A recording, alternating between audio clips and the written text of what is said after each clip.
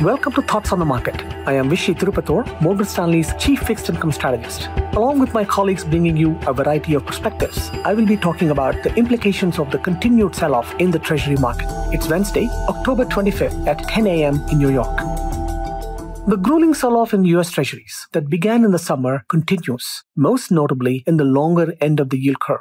The 10-year Treasury yield breached 5% on Monday, a level not seen since 2007 and an increase of about 125 basis points since the trough in July.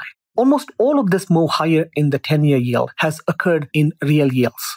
In our view, the Treasury market has honed its reaction to incoming data on the hawkish reaction function that the FOMC communicated in its September meeting, which was subsequently reiterated by multiple Fed speakers.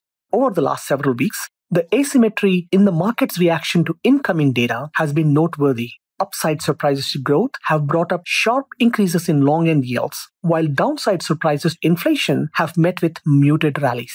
To us, this means that for market participants, upside surprises to growth fuel doubts whether the pace of deceleration in inflation is sustainable.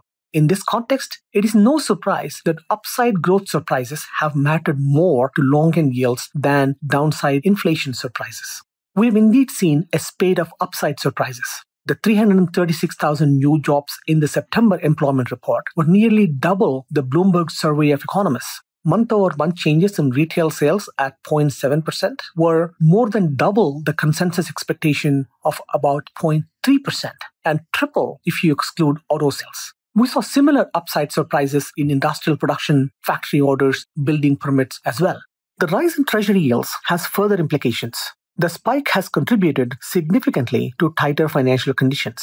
As measured by Morgan Stanley Financial Conditions Index, conditions have tightened by the equivalent of about 325 basis points hikes in the policy rate since the September FOMC meeting. As Morgan Stanley's chief global economist Seth Carpenter highlighted, the implications of tighter financial conditions for growth and inflation depend critically on whether the tightening is caused by exogenous or endogenous factors. A persistent exogenous rise in rates should slow the economy, requiring the Fed to adjust the path of policy rates lower over time to offset the drag from higher rates. If instead, the higher rates are an endogenous reaction, reflecting a persistently stronger economy driven by more fiscal support, higher productivity, or both, the Fed may not see the need to adjust its policy path lower.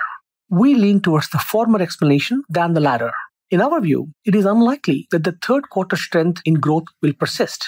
In fact, third quarter consumer spending benefited from large one-off expenditures. Combine that with the expiration of student loan moratorium, we think will weigh heavily on real personal consumption in the fourth quarter and by extension on economic growth.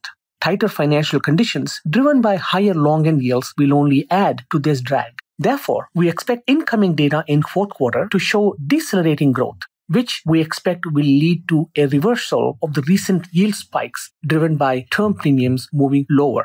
The subtle shift in the tone of Fed speak over the past 2 weeks suggests a similar interpretation, indicating a waning appetite for an additional hike this year in the wake of tighter financial conditions while retaining the optionality for future hikes. They think that the yield curve is doing the job of the Fed.